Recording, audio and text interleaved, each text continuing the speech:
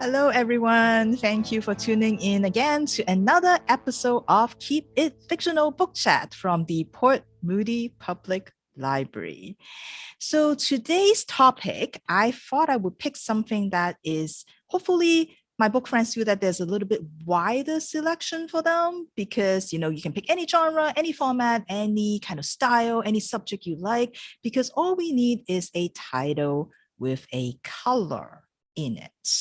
So hopefully you have all found some books that have that, because we have actually talked about quite a few on this show that has color in it. We have The Girl in the Purple Skirt, I remember, from Liz. We have The Dark and Deepest Red from Sadie. I believe we have Black Flamingo. I think both Fiona, maybe both Corene have also talked about it, maybe, yeah. I remember talking about White Tears myself. And of course, I just have to mention it again, The House in the Cerulean Sea by TJ Kuhn. Sorry. Last time of the year, I promise, maybe. So I was preparing for this intro. I'm like, maybe we'll talk about colors and what they mean. But I'm actually going to swing it right over to Liz today because she has a book that I think will tell us all about colors. And then we can do our psychoanalysis afterwards. So Liz, what have you got for us today? Okay, no pressure there to introduce the topic. But yes, it's true. I couldn't pick a book with just one color in it. So I decided to pick a book about all the colors. And this one is called The Secret Lives of Color. And it's by Kassia St Clair. We don't have this one at the Port Moody Library, but we have this incredible system called interlibrary loan where you can get books from other libraries delivered right to us on your behalf. How cool is that? So yes, The Secret Lives of Color. What is that all about? It is, in fact, about all the colors, about what the colors mean, and their history. So Kassia St Clair started writing an article series for a British home design magazine. And of course, talking about design, she started talking a lot about color and the moods that it can evoke and how it can influence your feelings about a certain setting. And so she thought, if these certain colors that I'm dealing with have stories behind them, then what about all of the rest of the colors and all of the different hues and the different shades, not to mention black and white? So throughout Secret Lives of Color, well, first she starts with a lead off about color theory and how our human eyes detect color and how those visual cues are processed by our brains to be interpreted. Rods and cones and all that scientific stuff. But then we get into the actual chapters about different colors. And what she does is she breaks everything down into the different, color families that we're familiar with. So all the various shades of white, and then yellow progressing through our citrus colors, and then going into purples, blues, greens, and browns. And with each chapter, which is relatively short, it's almost like a book of short factual stories about all of these colors.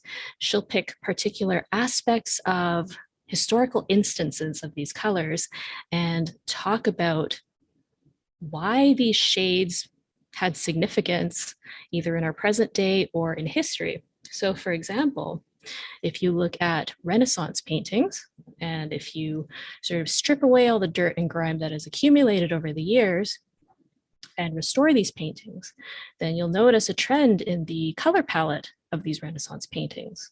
So all of these artists happen to paint with the same muted, very earthy, almost kind of murky tones.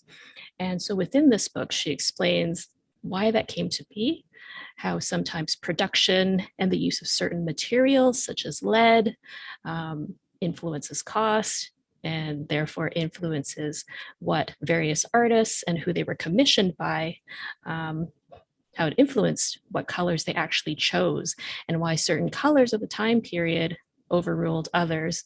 Not to mention certain technologies not being yet available to produce some of the beautiful, vivid colors that we know today.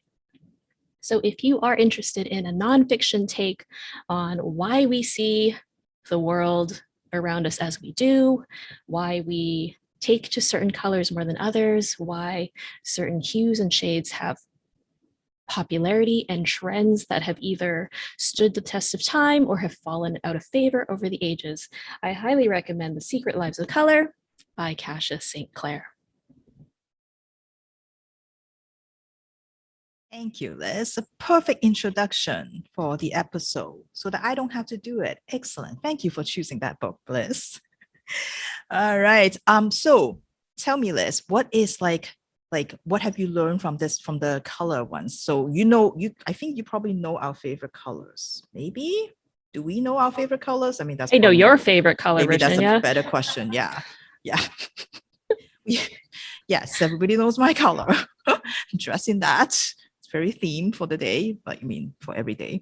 But I'm curious. Do we all know what Israel's favorite color is? No, I think Liz said blue at one point because we had a episode where we have books on blue color, and I remember her telling us about how she dressed like all in blue one day, and her mom was like, "You're like a Smurf today." But yeah, Sadie, what is your favorite color? I go back and forth. I love purple. I don't tend to wear a lot of it because for my coloring, purple is not the best color, but I've always loved it. And then I really, really like teal as well. Mm-hmm. Any kind of shade and variation of teal, all the way from like the super rich dark turquoise to like a lighter bluey kind of teal. Teal is a great color. It's a good color. Fiona, I know it's weird because I don't like blue, I don't like green, but I like teal. I don't know what the deal is. Fiona. Red and green are my favorite colors. Not together. Green is like my comfort color. Like if everything could be green, I would just be like feel like at ease and comfortable. But I also really like to wear yellow because it's so happy. Yeah. I feel like that's part of the children's department uniform. Everybody has to have a yellow cardigan here. But yes. Corene. I know, too early in the morning for this existential question, but it is very existential because I honestly don't know. Like Sadie, there are colors that I wear more, mostly because my mom at one point was like, "You look good in eggplant," and so I had a lot of purple clothing growing up, but I don't necessarily love it. I'm trying to like think into my room, which I recently like bought stuff for, and I'm like, what color is it? It's like gray and pink and green. So I'm going to go with that aesthetic right now is what I'm enjoying. All right. And so now that Liz has read the book, she knows all about us. She can. Yeah, Did anyone else have to take that quiz in like grade school or like high school? And it was like you were like either green or blue or orange, and then the special people got to be gold. I did at my last job personality testing where you figured out what your color was. And their gold was just one of them, though. It wasn't like only certain people. It was just one of the classifications was gold. And then blue was another one. I remember blue represents in like generally, obviously, however much you want to believe in these people who need like constant validation for their feelings. That's all I remember is that blue is like the people who like need to be told like I care about you. Which not in a bad way, but just that was one of the personality types. Interesting thing to focus on, like, you know, that is what your personality revolves around. We did a lot of personality testing at my last job. Interesting. Yeah. Corene, Liz, did you ever have to? Liz, yes? Yeah, the color thing as well.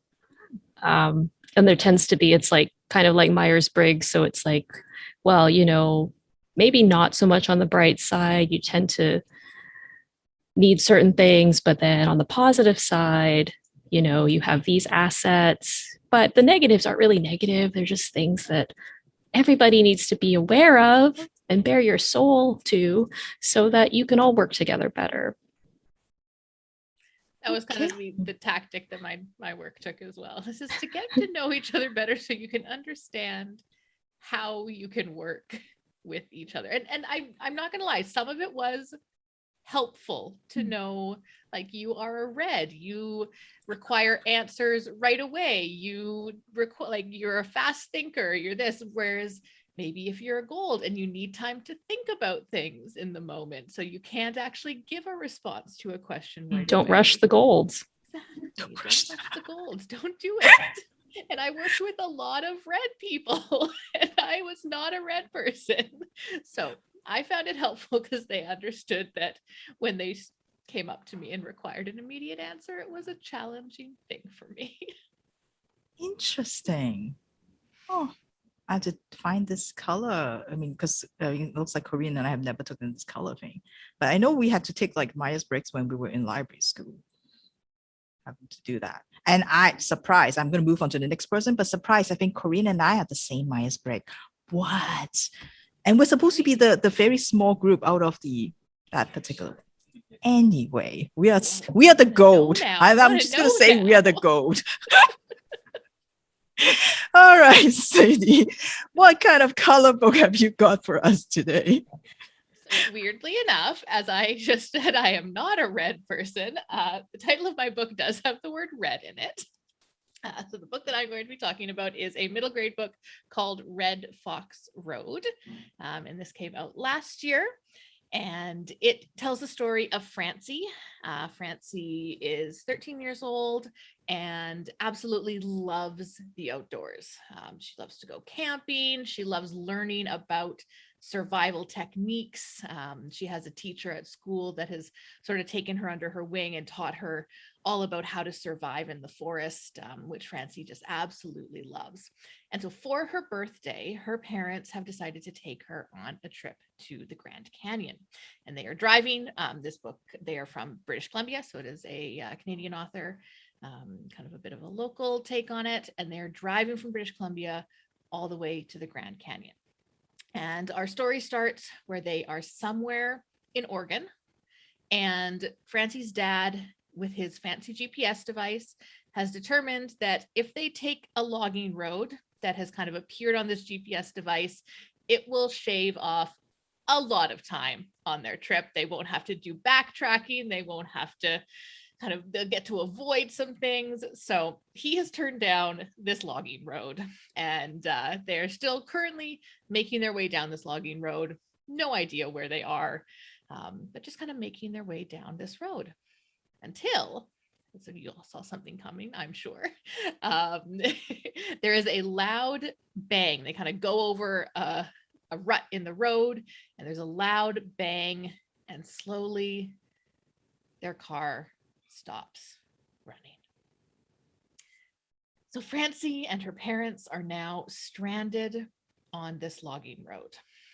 Not really knowing what to do, her dad decides that he is going to set off in the direction that they were heading, because he's sure he'll take his GPS device. He is sure that the end of the logging road is closer than where they started. So instead of backtracking, he's going to set out on foot and try to find the road, the highway, and bring someone back who can help them. So he sets off, leaving Francie and her mom alone in this truck. He says, I'll be back within a few hours, maybe the end of the day, but just hunker down here and I will be back soon.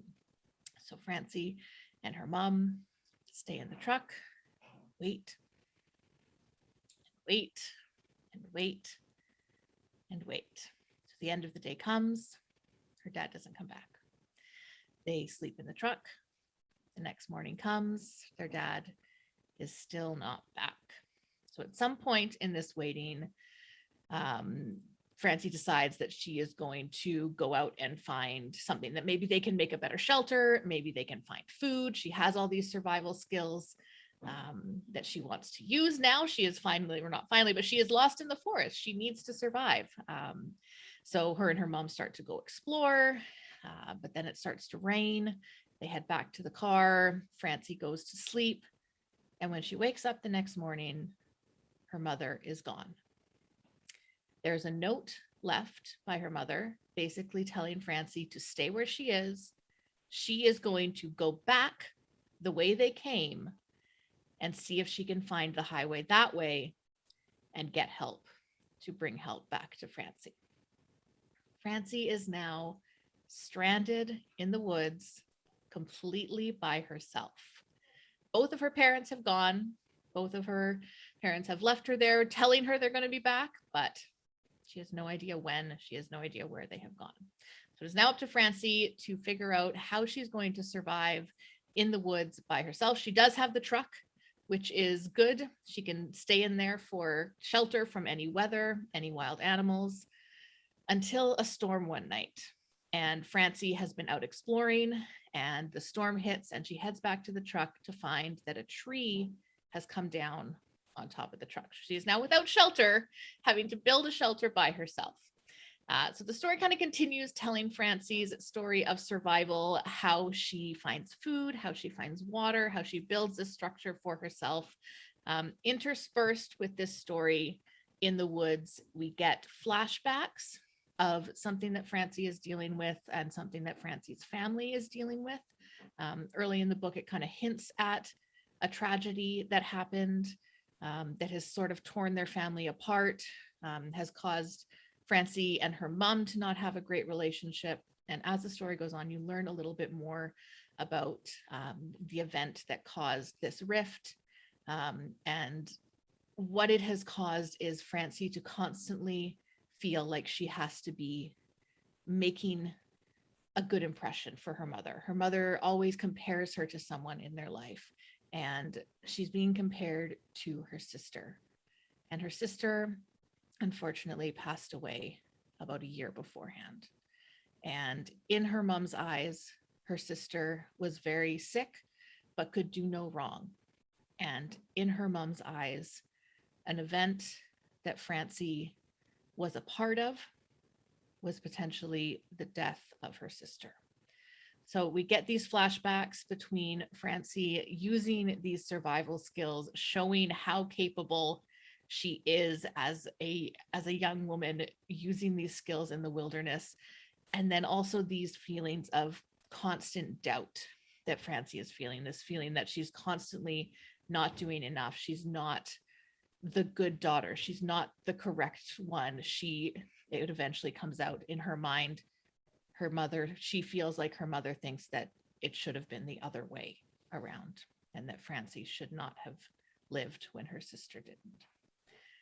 So it's a very kind of her against the elements kind of story. There's no real kind of antagonist in the story apart from the woods and the wilderness and everything in that way that Francie is up against, as well as these feelings that she's dealing with.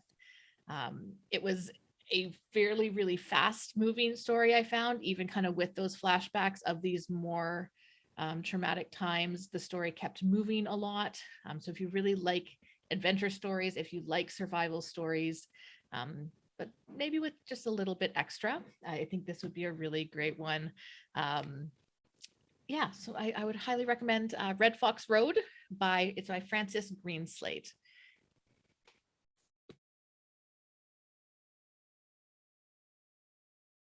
Sadie, the collective, like, as you were telling the story, we were like, no, don't go there.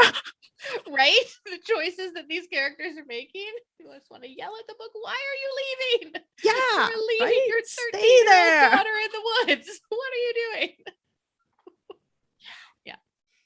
Yep. What not to do when your truck breaks down. Exactly. Yeah. So since you're kind of talking about something kind of like a little scary, a little horror-y, very good for October, I guess I will continue that trend. Surprise. So yeah, so I this book chat really helps me narrow down to what I should read, because I'm so indecisive when it comes to what to read next, because there's so many books out there. So it helps whenever like we have a topic, then I'm like, okay, yeah, go back to my to be read list. So this is what I'm going to read. So I got a lot of books on my list that was actually, I end up having color in it. And I even read one with a robot detective, Sadie. It's called Red Dust, a science fiction by a Cuban author. And I was like, oh, that's a Raymond Chandler, but with robots. It's pretty great. But anyway, I thought, it's October. I am not going to pass up the opportunity to talk about a horror book, so I end up picking Black Mad Wheel by Josh Malerman. So this is the author you may know from maybe not the book himself, but maybe from the Netflix adaptation of starring Sandra Bullock called Bird Box. So you may have heard of that. And this is the author of that. And like in true KIF fashion, that is probably not my favorite Josh Malerman book, because it's the most popular one. We all know how it works here. But his other books are really great. But this one is also really, really excellent. I think he's so good at writing these very atmospheric kind of reads. Like he's really good for that. Anyway, so I wouldn't do that if I were you. It's the line that pops into Philip Tonka's mind. He has no context for that. He doesn't know where that line comes from. He doesn't know who said it. He doesn't know where he has heard it. But he keep thinking this sentence, I wouldn't do that if I were you. Philip Tonka is lying in a hospital bed. He could barely move his head. And he feel like other than his head, he can't move any other part of his body. And he is in pain. Feeling super frustrated, he could only think about he kind of knows why he's here. Things are coming back to him, but it's super frustrating, not feeling so powerless, not being able to move. But even this tiny movement of his head is a miracle. It's astonishing to all the nurses and the doctors in the hospital, because they never expected Philip to be able to move again. Philip came to the hospital about 6 months ago, and he has been in a coma since then. And when he came to the hospital, all his bones were broken. Not just an arm or a leg or anything like that. Every single bone in his body was broken. It's as if he was lying on the ground one day and a giant stone slab just like fell on him or something and broke all his bones. Nobody knows what happened to Philip, and they're trying to find out. And one of the nurses is Nurse Ellen, and she has been taking care of Philip for the last 6 months. And so seeing Philip just even making that slight movement she was so happy for him. But as we learn more about sort of Philip's life now in the hospital, readers also get treated to the story before he comes to the hospital. We find out that Philip was a war veteran from World War II. And after he came back from the war, he and a couple of the other veterans formed a musical group called the Danes. And they have recorded a few hits, and now they even have their own recording studio to help other newer musicians, get them started on it. But one day when they were drinking in the bar, they were approached by a general from the US military. And they said to him that they have a job for the Danes. And they're all like, no, we're musicians now. We are not soldiers. But the general said, yes, I know. And that's why we need you. Because what I need you to do is to locate a sound. We need someone who knows about sound and how sound works. And we have sent in 2 platoons already, and they've all come back, but they weren't able to find this sound in the desert. And I need a group of musicians to be able to do so. $100,000 for each of you, plus money for the band. 2 weeks. That's all I ask for you. 2 weeks to go find this sound in the desert. And so as the story goes, you find more, you learn more about Philip, you learn about his friends and his group, and you learn about this mysterious sound and why the US military is so intent on finding it. Philip was only told that this sound has actually rendered even a nuclear warhead useless. Like all the guns don't work when they get near this sound, and the people, when they hear it, they will immediately get really, really sick. And so they know this is not a easy task and it potentially could be quite dangerous. But all the other platoons came back home, so it's not at least deadly, and it's $100,000. So they figure, okay, well, we'll go look for this sound. But what is this sound? And I think like most of Josh Malerman book, and I think a lot of horror, it is, I think when I think about like how it's different from mysteries, that it always has a mystery in it, but it's not about solving that mystery. It's about sort of the journey of the people that are trying to figure this out. And it's about what you learn about yourself as you go through this horrifying journey into the desert to look for this mystery deadly sound that can annihilate all weapons. And I really like sort of how as the chapters start, as you're moving through the book, the chapters get shorter and shorter and the sentences get shorter and shorter, because you're just getting into that climax of like, what is this? But do we really know what the sound is? I don't know. I don't know if I know exactly what it is. And I feel like that's the kind of book that appeals to me. May not be for every reader, because I think a lot of readers sometimes they need a conclusion. They need to know what it is. And so it can be annoying, but what I really enjoy is just that journey to just, as you're like talking about, and that philosophical journey that you take with Philip and the Danes and his friends, and trying to figure this out. Not quite always understanding what it is, but there's just something really interesting about just having, like a book that has, it's going to open up to interpretation. And I do quite like that type of ending. So if that sounds great to you, and if you're looking for horror for this month, check out Black Mad Wheel by Josh Malerman.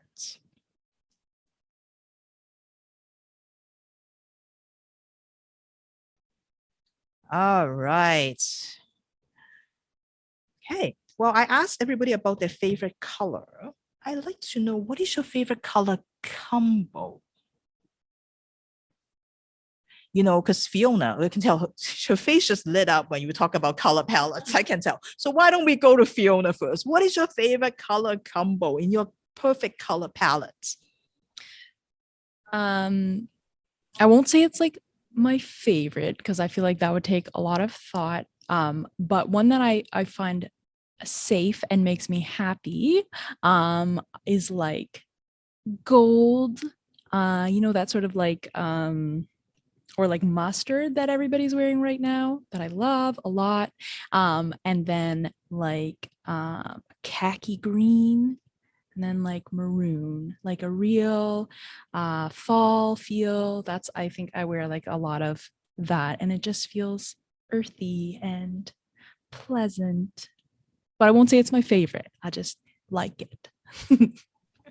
Favorite for today, the one that you want to talk about today. Well, and then it's fall, so I can see that those are like very fall colors. How about you, Liz? Probably gray and anything. I mean, I love monochromatic palettes.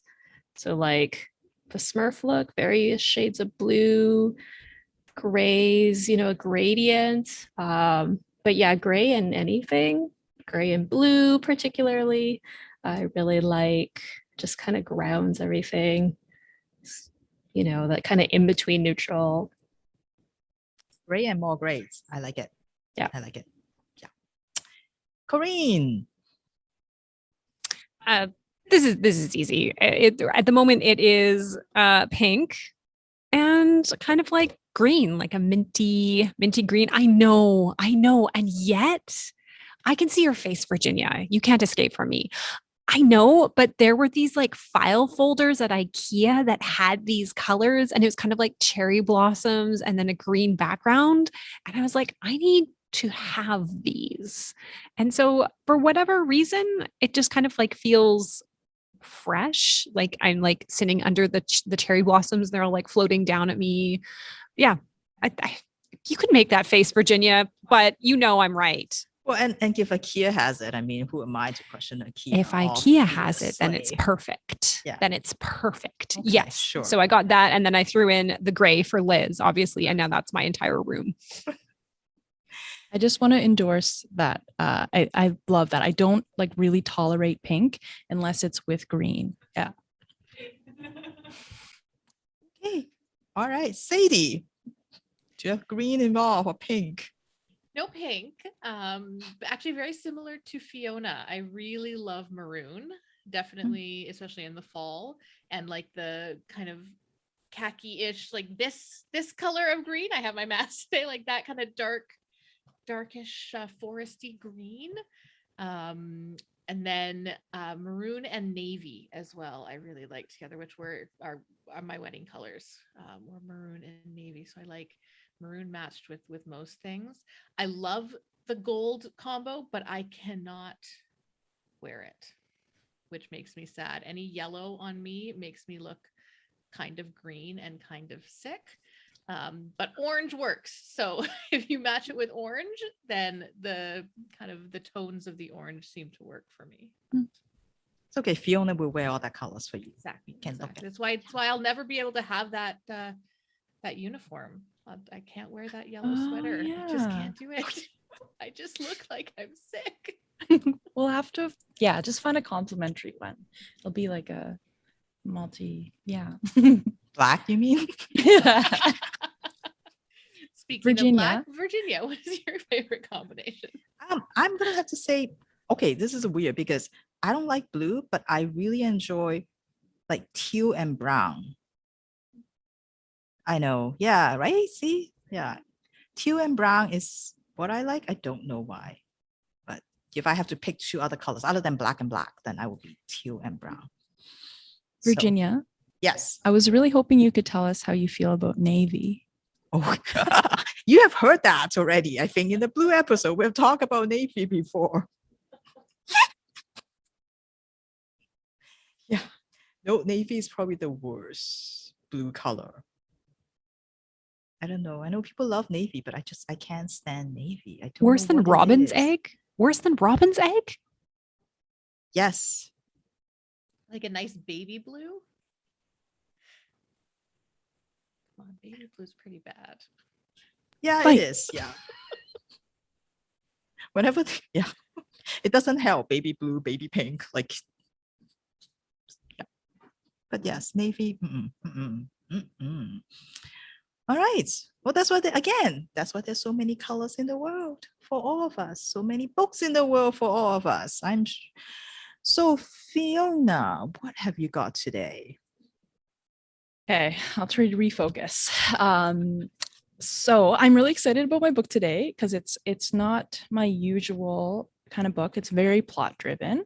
And it made me think of Virginia because it has black in the title. And as I was reading it, I was like, I want to recommend this to Sadie. So I chose Blackwater Sister by Zen Cho.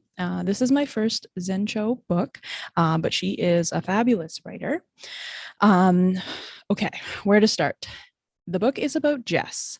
Jess has recently graduated from Ivy League college, and she is not where she hoped she would be after that graduation.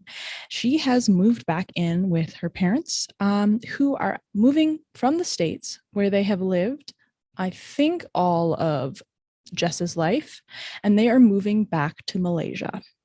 So her family is Chinese Malay, and she has American citizenship. Now, I realized in reading this book that I don't know very much about South Asia.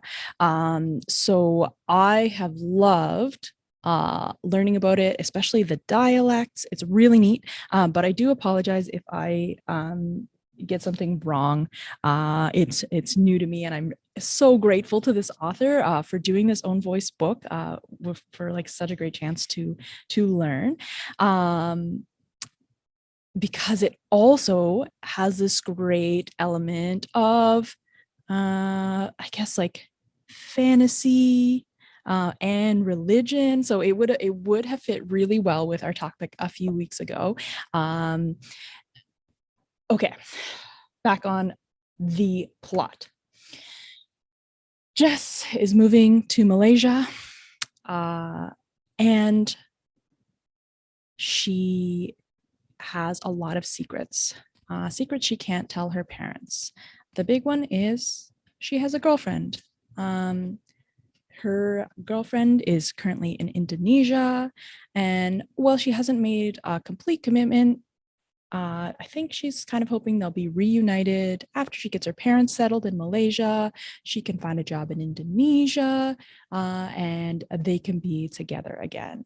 Now, this is the number one thing that Jess never wants her parents to know about her.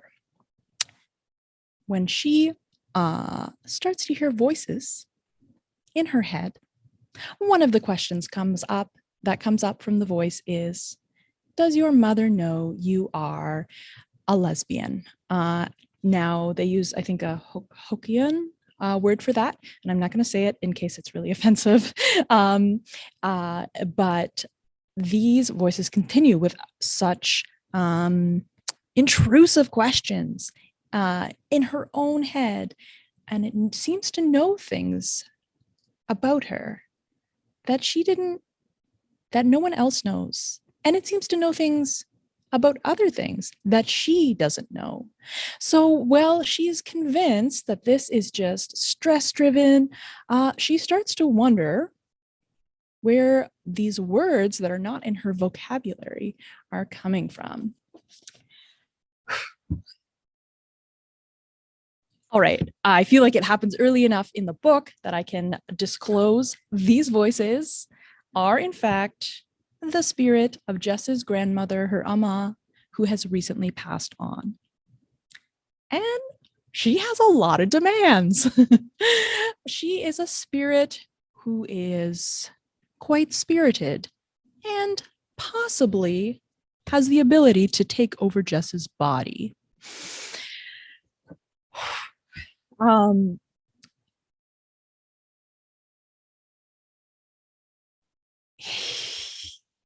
Jess is really in a tough spot. It's her grandmother. She doesn't know much about her. She knows that her mom's family has been estranged from her. Her mom doesn't want anything to do with her brother, or didn't want anything to do with her mom before she passed on. So Jess is cautious, but also curious. What is it that her mom didn't want her to know? Well, this spirit implores her to visit a temple in Malaysia, and that is when a lot of things go down. Not only is Jess hearing the voice of her ma, she is also able to see gods and spirits. It's, like I said, it's really plot driven. Jess is a strong character. She knows what she wants, but she's very dependent, and that also means being very isolated. So there's not a lot of she doesn't have a lot of friends. She doesn't have people to talk to.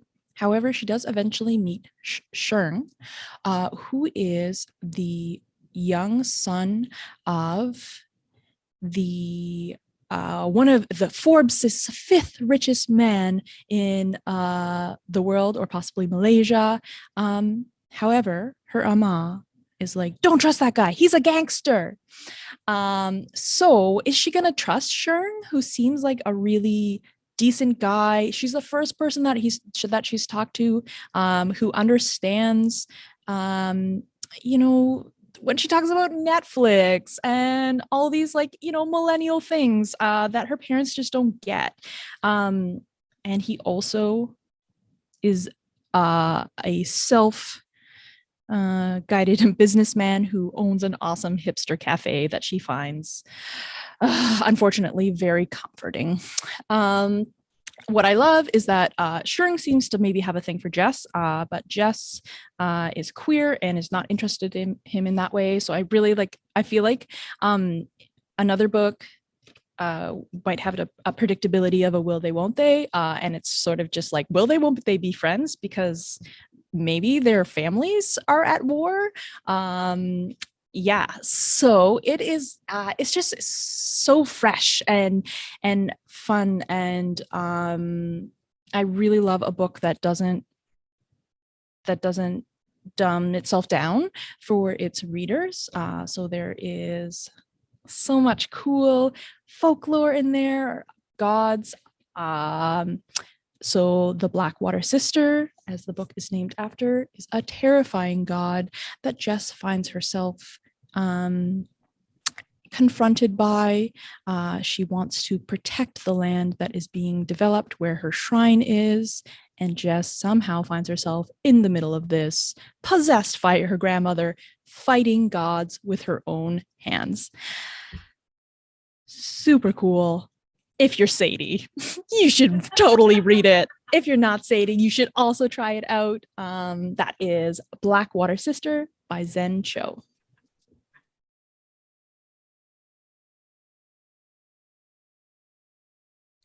Just added to my to read list. Just put it on there. Thank you, Fiona. You have to now. Right? I know.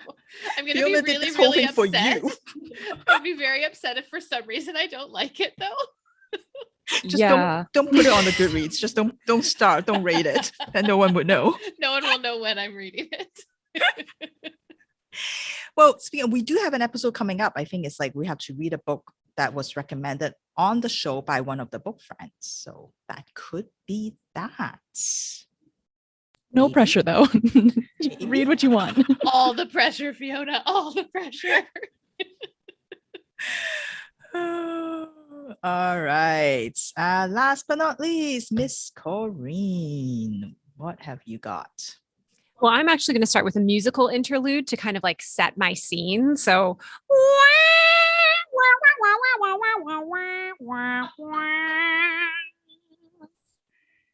it's 1948. We're in Los Angeles, city of angels, city of sin. We zoom into the Fifth Ward, the traditionally Black part of LA. And there, nursing a drink, we see Easy Rawlins. He is a Black World War II veteran, and he has just been laid off. And he knows, he knows, he's got that mortgage due at the end of the week. No job to pay the bank. As he's soothing his sorrows at Joppy's bar, an old friend from Houston, Trouble, walks in. Trouble in the form of a smooth, slick-looking white man, striding into the bar like he owns the place, walks right up to Easy Rawlins and says, "I've got a job for you." Now, Easy knows that this is trouble. This man has trouble written all over him. But what can you do? Mortgage is due. He's got no job. And despite knowing that he's in for a world of trouble, he takes the money and starts his first case. This is the first book in the Easy Rawlins detective series by Titan King legend Walter Mosley. This is the very first book in a very, very celebrated series, very much in the vein of Dashiell Hammett, Raymond Chandler, Elmore Leonard. It is a hard-boiled detective story, but told in a fresh, new way. Walter Mosley is writing about the Black experiences in the 1940s, showing you a side of LA that you probably have never seen before. It is Ezekiel Easy Rawlins has been through the war, and you kind of get that experience of Black soldiers during the segregated war of World War II. He kind of finds himself at ends when he loses his job for standing up to his boss by refusing to work overtime. And he finds himself embroiled in with DeWitt Albright, who has connections all over the town and who does favors for friends. And DeWitt has a friend who would like to find a particular woman, a white woman named Daphne Monet. Now, Daphne is known to frequent the black jazz bars of the Fifth Ward, and unfortunately, DeWitt would not be welcome in such establishments. But he has heard through the bar's owner, Joppy, that Easy can be trusted. Easy can get the job done. And what's more important is that Easy is desperate for money at this point. So, seeing no option, he takes the picture of this blonde bombshell and heads off to John's place, a speakeasy, a jazz bar, where he's got a lot of friends. Doesn't think much of this job. He sidles up to one of his good friends, Dupree, with his girl, Coretta, and starts asking a couple of subtle questions as to whether anyone had seen a white woman around recently. Coretta, Dupree's girl, kind of gives him a side-eye glance. Maybe she knows a little something, but she's going to need a drink to loosen that tongue. They start drinking all night long and eventually stumbling home to Dupree's apartment. With Dupree asleep in the next bedroom, Coretta and Easy start to talk. And Coretta reveals that, yes, she knows Daphne. She knows where Daphne is. And with that information, Easy conveys that back to DeWitt, and he considers it a job done. He takes the $100, goes on his merry way, only later to learn that Coretta is dead. And he is the primary suspect. This is a story that is very hard-boiled. It is in the beautiful tradition of like LA Confidential, about like the rotten core of like big cities of LA, where it's the cops and the mayor's office and the banks making all the decisions. But Walter Mosley writes so wonderfully, and he really does give you that glimpse into the Black American experience in the 1940s, especially for those veterans who came home from the war and were kind of struggling with where their place was in society. It's dark. It's a noir. It's a noir. It's not a happy book. It's not a happy book. Bad things happen to people. Bad things happen to people. But honestly, I could not stop reading it. I read it in one sitting because it was so compelling. And it was so just like, it read just like a movie. And in fact, this book has been adapted into a film starring Denzel Washington, which I am going to absolutely go and check out because it seems amazing and would make makes a great series. Obviously, this is the 30th anniversary edition of the book. It has been in print for a long time. There are lots of books in the series, and I think I'm going to pick them up because I did pick up this one because I did Google the word blue in our library catalog, and this is what came up first. But I think I'm actually going to start doing the rest of the series because it was that good, and I love a story of like person versus the rotten establishment. So yeah, that is my choice: Devil in a Blue Dress by Walter Mosley.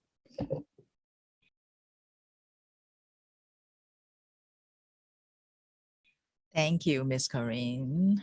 It is indeed a giant, literary giant. If you read mystery, that is definitely someone you should check out. All right. Well, thank you everyone for picking a color book. Love the variety today. Any last words about colors that you want to share with the world? Our color palette expert, Fiona, or Liz, who now knows all about us because she knows what color we have chosen. Just enjoy the gray because we're in for 8 months of it. Nothing wrong with the gray. Like Liz said, gray goes with everything. Yeah, you just got to find the right compliment. And appreciate Everything. the colors of the leaves right now. There might be gray, but there's also beautiful reds and oranges and yellows. True optimist. Best season. No, it's just people who like rain. That's all.